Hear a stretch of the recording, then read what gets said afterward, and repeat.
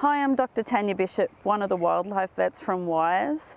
I'm here today at one of the flying fox colonies here, watching some grey-headed flying foxes and black flying foxes vying for the best real estate that's got the most sun to sunbake at the moment on this cold day. A little known fact in Australia is that our main pollinators and bush regenerators are in fact not birds and bees, which a lot of people might think, but they're actually our flying foxes. They're keystone species in Australia, which means our entire ecosystem depends on them.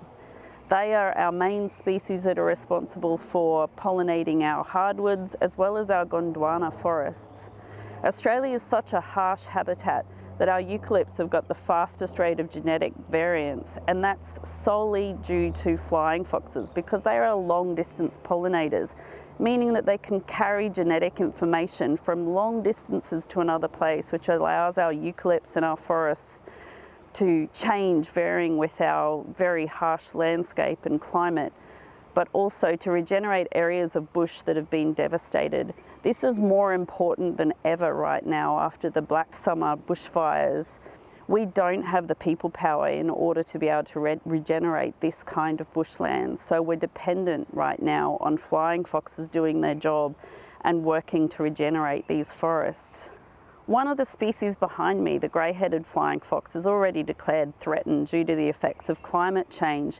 We had year upon year of heat events where we lost thousands and thousands of breeding females and juveniles, which have actually reduced the numbers of flying foxes across all of the species. But certain species have now become threatened, and one up far north is now what we consider to be endangered. This is a concern just because they are such important species to our Australian ecosystem.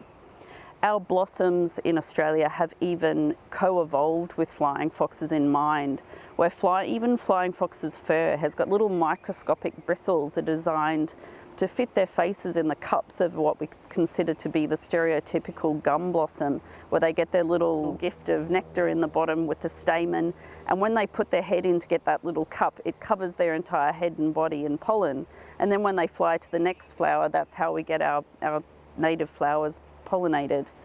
Also, a lot of our native flowers are designed to be reflective in the moonlight so that flying foxes can see where they are overhead.